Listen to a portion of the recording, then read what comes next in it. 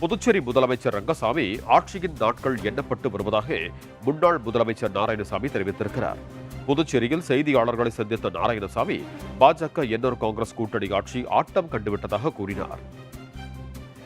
நான் சொன்னது போல ஆசிரியர்கள் மாற்றத்திற்கு லஞ்சம், காவல்துறையிலே லஞ்சம் என்று பட்டியல் போட்டு சொல்லிக்கொண்டே போகலாம்.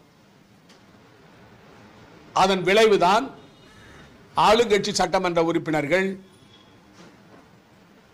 புகார்களை மேல் மட்டத்திலே பாரதிய ஜனதா கட்சி தலைமையிலே கூறியிருக்கிறார்.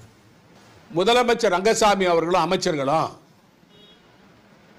பாரதிய ஜனதா கட்சி சட்டமன்ற உறுப்பினர்கள், சுயேட்சை சட்டமன்ற உறுப்பினர்கள் கூறிய புகார்கள், ஊழல் சம்பந்தமான புகார்களுக்கு என்ன பதில் சொல்ல போகிறார்?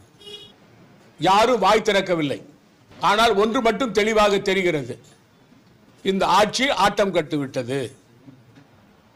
என்ஆர் காங்கிரஸ் பாஜக கூட்டணி ஆட்சி ஆட்டம் கண்டுவிட்டது.